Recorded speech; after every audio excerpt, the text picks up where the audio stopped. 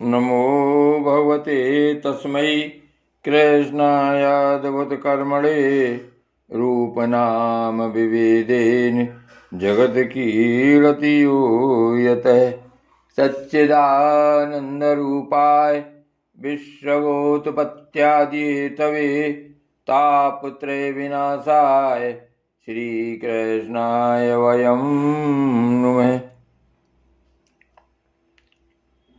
श्रीमद्भागवत महापुराण एकादश स्कंध 21वां अध्याय गुण दोष व्यवस्था का स्वरूप और रहस्य।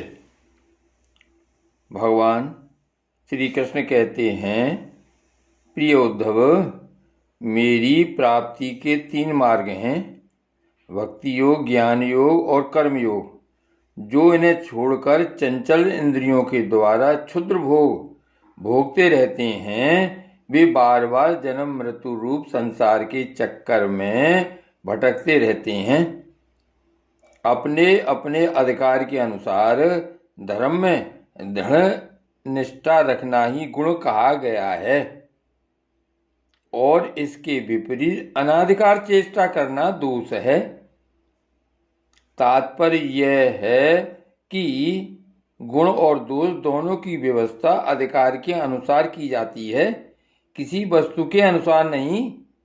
वस्तुओं के समान होने पर भी शुद्धि अशुद्धि, गुण दोष और शुभ अशुभ आदि का जो विधान किया जाता है, उसका अभिप्राय यह है कि पदार्थ का ठीक ठीक निरीक्षण परीक्षण हो सके और उनमें संदेह उत्पन्न करने की यह योग्य है कि अयोग्य स्वाभाविक प्रवृत्ति को नियंत्रित संकुचित किया जा सके, उनके द्वारा धर्म संपादन कर सके, समाज का व्यवहार ठीक ठीक चला सके और अपने व्यक्तिगत जीवन के निर्वाह में भी सुविधा हो।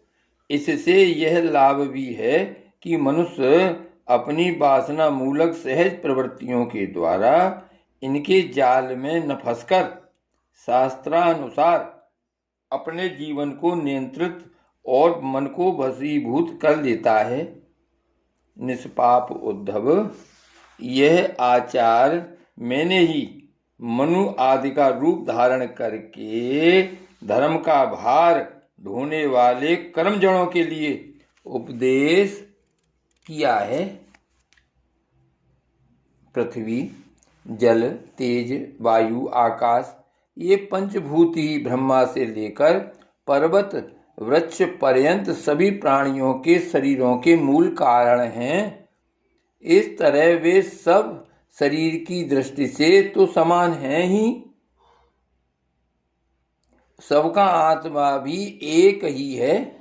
प्रिय उद्धव, यद्यपि सबके शरीरों के पंचभूत समान हैं, फिर भी वेदों ने इनके वर्णाश्रम आदि अलग अलग नाम और रूप इसलिए बना दिए हैं कि ये अपनी वासना मूलक प्रवृत्तियों को संकुचित करके नियंत्रित करके धर्म, अर्थ, काम, मोक्ष इन चारों पुरुषार्थों को सिद्ध कर सकें। साधु श्रेष्ठ, देश काल फल निमित्त अधिकारी और धान्य आदि वस्तुओं के गुण दोषों का विधान भी मेरे द्वारा इसीलिए किया गया है कि कर्मों में लोगों की उच्छृंखल प्रवृत्ति न हो, मर्यादा का भंग न होने पावे। देशों में वह देश अपवित्र है जिसमें कृष्णसार मृग न हो और जिसके निवासी ब्राह्मण भक्त न हो। कृष्णसार मृग के होने पर भी केवल उन प्रदेशों को छोड़कर जहाँ संत पुरुष रहते हैं कीकट देश अपवित्र ही हैं। कीकट देश अपवित्र ही है। संस्कार रहित और ऊसर आदि स्थान भी अपवित्र ही होते हैं। समय वही पवित्र है जिसमें कर्म करने योग्य सामग्री मिल जाए। समय वही पवित्र है जिसमें कर्म करने योग्य सामग्री मिल सके तथा कर्म भी हो सके, जिसमें कर्म करने की सामग्री न मिले, आगुंतक दोषों से अथवा स्वाभाविक दोषों के कारण जिसमें कर्म ही न हो सके, वह समय अशुद्ध है। पदार्थों की शुद्धि और अशुद्धि द्रव्य, वचन, संस्कार, काल, महत्व अथवा अल्पत्व से भी होती है। जैसे कोई पात्र जल से शुद्ध और मूत्र आदि से अशुद्ध हो जाता है। किसी वस्तु की शुद्धि अथवा अशुद्धि में शंका होने पर ब्राह्मणों के वचन से वह शुद्ध हो जाती है, अन्यथा अशुद्ध रहती है। पुष्पादि जल छिड़कने से शुद्ध और सूंघने से अशुद्ध माने जाते हैं। तत्काल का पकाया हुआ अन्न शुद्ध और बासी अशुद्ध माना जाता है। बड़े सरोवर और नदी आदि का जल शुद्ध और छोटे गड्ढों का अशुद्ध माना जाता है। इस प्रकार क्रम से समझ लेना चाहिए। शक्ति, अशक्ति, बुद्धि और वैभव के अनुसार भी पवित्रता और अपवित्रता की व्यवस्था होती है। उसमें भी इस स्थान और उपयोग करने वाले की आयु का विचार करते हुए ही अशुद्ध वस्तुओं के व्यवहार का दोष ठीक तरह से आंका जाता है। जैसे धनी दरिद्र, बलवान निर्मल, बुद्धिमान मूर्ख, उपद्रव पूर्ण और सुखद देश तथा तरुण एवं वृद्धावस्था के भेद से शुद्धि और अशुद्धि की व्यवस्था में अंतर पड़ जाता है। अनाज, लकड़ी, हाथी के दांत आदि हड्डी, सूत, मधु, नमक, तेल, घी आदि रस, सोना, पारा आदि तेजस पदार्थ, चाम और घड़ा आदि मिट्टी के बने पदार्थ समय पर अपने आप हवा लगने से, आग में जलाने से, मिट्टी लगाने से अथवा जल में धोने से शुद्ध हो जाते हैं। देश, काल और अवस्था के अनुसार कहीं जल, मिट्टी आदि शोधक सामग्री के संयोग से शुद्धि करनी पड़ती है, तो कहीं कहीं एक एक से भी शुद्ध हो जाती है। यदि किसी वस्तु में कोई अशुद्ध पदार्थ लग गया हो तो छीलने से या मिट्टी आदि मलने से जब उस पदार्थ की गंध और लेप न रहे और वह वस्तु अपने पूर्व काल में आ जाए, तब उसको शुद्ध समझना चाहिए। स्नान, दान, तपस्या, वय, सामर्थ्य, संस्कार, कर्म और मेरे स्मरण से चित्त की शुद्धि होती है। इनके द्वारा शुद्ध होकर ब्राह्मण, क्षत्रिय और वैश्य विहित कर्मों का आचरण करना चाहिए। स्नान, दान, तपस्या, वय, सामर्थ्य, संस्कार, कर्म और मेरे स्मरण से चित्त की शुद्धि होती है। इनके द्वारा शुद्ध होकर ब्राह्मण, क्षत्रिय और वैश्य को विहित कर्मों का आचरण करना चाहिए। गुरुमुख से सुनकर भली बात हृदयंगम कर लेने से, मंत्र की और मुझे समर्पित कर देने से कर्म की शुद्धि होती है।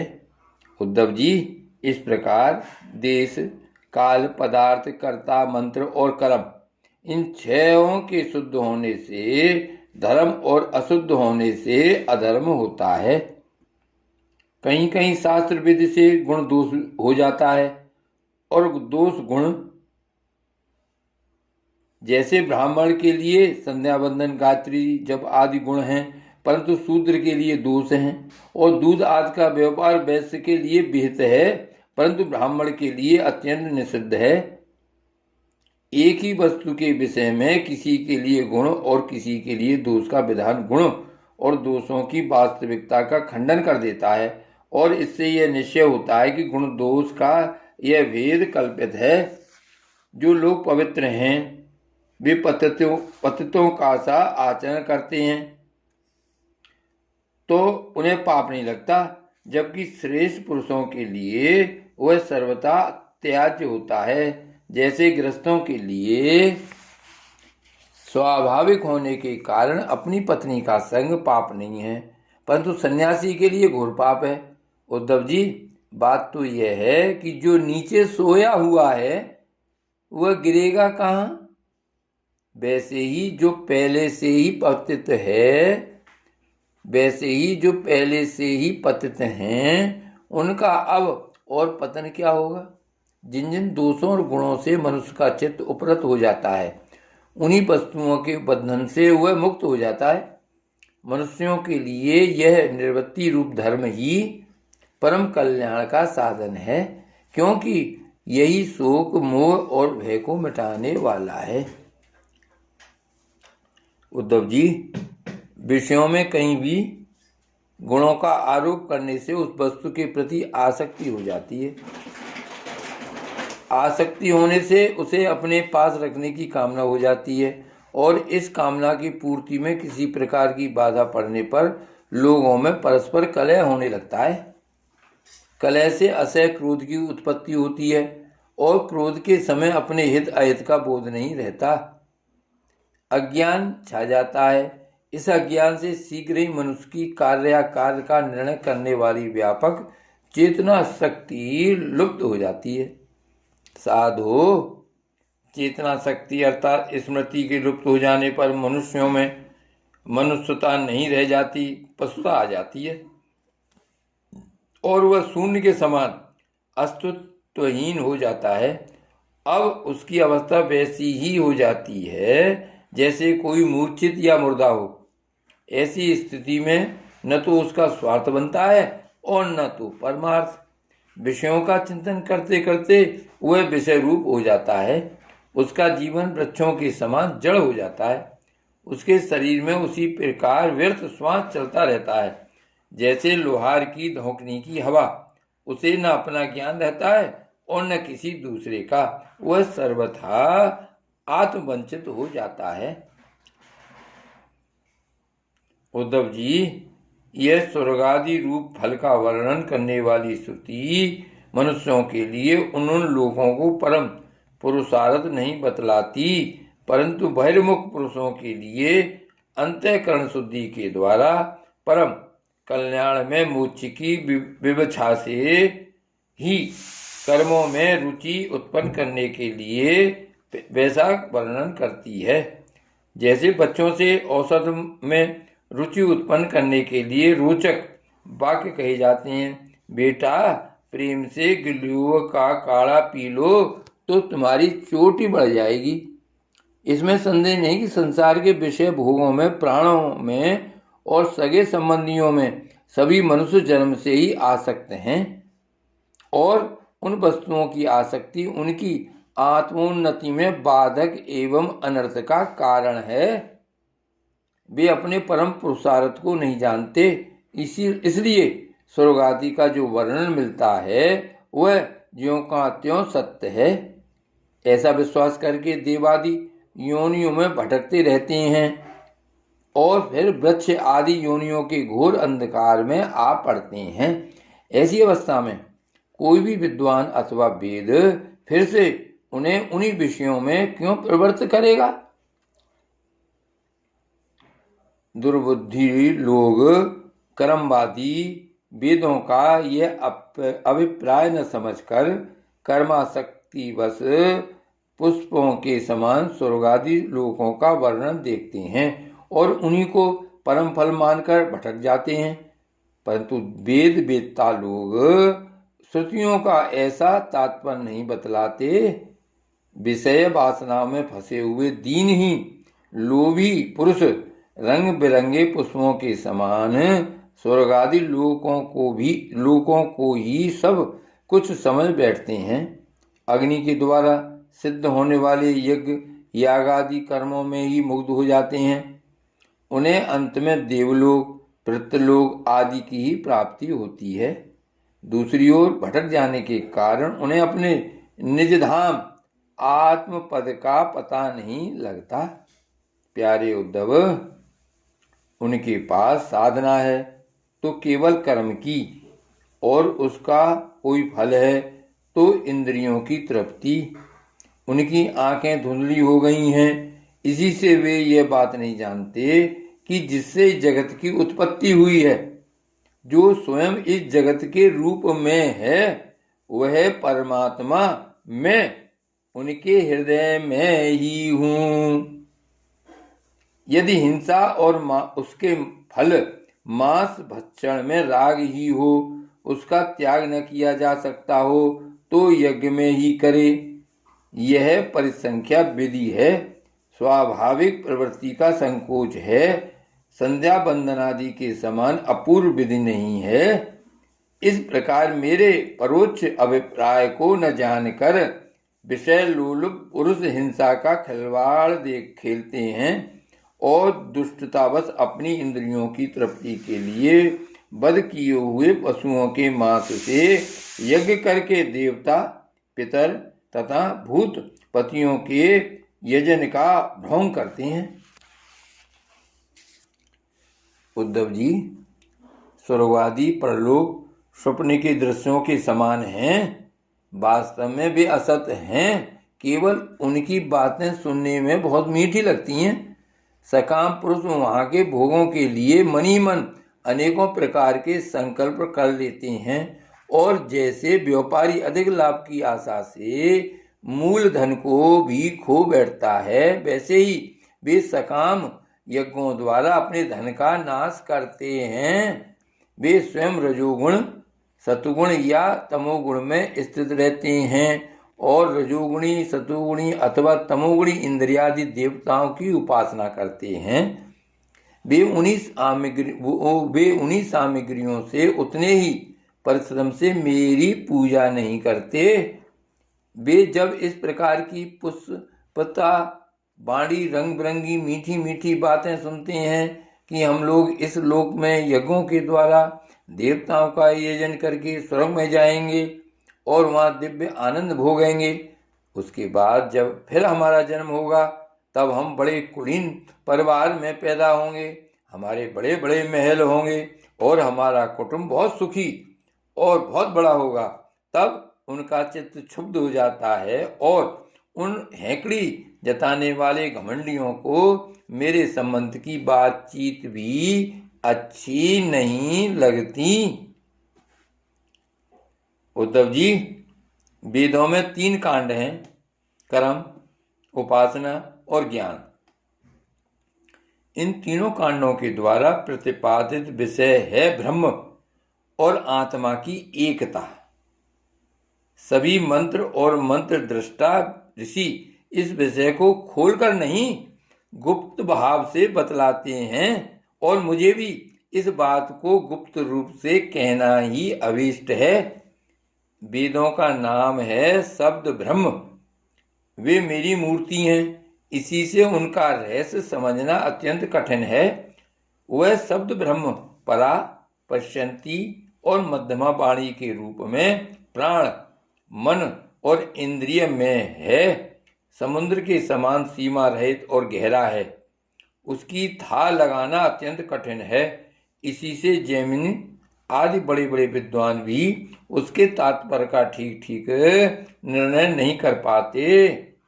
उद्धव, मैं अनंत शक्ति संपन्न एवं स्वयं अनंत ब्रह्म हूँ। मैंने ही वेदवाणी का विस्तार किया है। जैसे कमल नाल में पतला सा सूत होता है, वैसे ही वह वेदवाणी प्राणियों के अंतःकरण में अनाहत नाद के रूप में प्रकट होती है। भगवान हिरण्यगर्भ स्वयं वेद मूर्ति एवं अमृतमय हैं। उनकी उपाधि है प्राण और स्वयं अनाहत शब्द के द्वारा ही उनकी अभिव्यक्ति हुई है। जैसे मकड़ी अपने हृदय से मुख द्वारा जाला उगलती और फिर निगल लेती है, वैसे ही वे स्पर्श आदि वर्णों का संकल्प करने वाले मनरूप निमित्त कारण के द्वारा हृदयाकाश से अनंत अपार अनेकों मार्गों वाली वह खरी रूप वेदवाणी को स्वयं ही प्रकट करते हैं और फिर उसे अपने में लीन कर लेते हैं। वह वाणी हृदयगत सूक्ष्म ओंकार के द्वारा अव्यक्त स्पर्श क से लेकर म तक 25 स्वर, आ से ओ तक 9, ऊष्मा स सा स ह और अंतःस्थ य र ल व इन वर्णों से विभूषित है। उसमें ऐसे छंद हैं जिनमें उत्तरोत्तर 4-4 वर्ण बढ़ते जाते हैं और उनके द्वारा विचित्र भाषा के रूप में वह विस्तृत हुई है। 4-4 अधिक वर्णों वाले छंदों में से कुछ ये हैं: गायत्री, उष्णिक, अनुष्टुप, बृहति, पंक्ति, त्रिशटुप, जगती, अतिछंद, अंत्यष्टि, अतिजगती और विराट। वह वेदवाणी कर्म कांड में क्या विधान करती है, उपासना कांड में किन देवताओं का वर्णन करती है और ज्ञान कांड में किन प्रतीतियों का अनुवाद करके उनमें अनेकों प्रकार के विकल्प करती है, इन बातों को, इस संबंध में श्रुति के रहस्य को मेरे अतिरिक्त और कोई नहीं जानता। मैं तुम्हें स्पष्ट बतला देता हूँ, सभी श्रुतियों कर्मकांड में मेरा ही विधान करती हैं। मैं तुम्हें स्पष्ट बतला देता हूँ, सभी श्रुतियाँ कर्मकांड में मेरा ही विधान करती हैं। उपासना कांड में उपास्य देवता के रूप में वे मेरा ही वर्णन करती हैं और ज्ञान कांड में आकाश आदि रूप से मुझ में ही अन्य वस्तुओं का आरोप करके उनका निषेध कर देती हैं।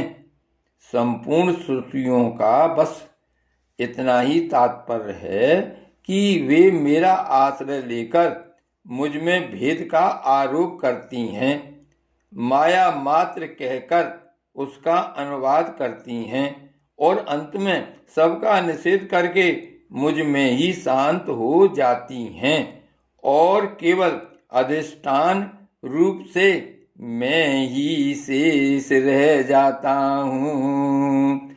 श्री भागवत भगवान की जय। श्री वल्लभाधीश की जय। श्री गोवर्धन नाथ की जय। श्री श्याम स्वरूप यमुने महारानी की जय। जय जय श्री गोकुलेश। जय जय श्री गोकुलेश। जय जय श्री गोकुलेश।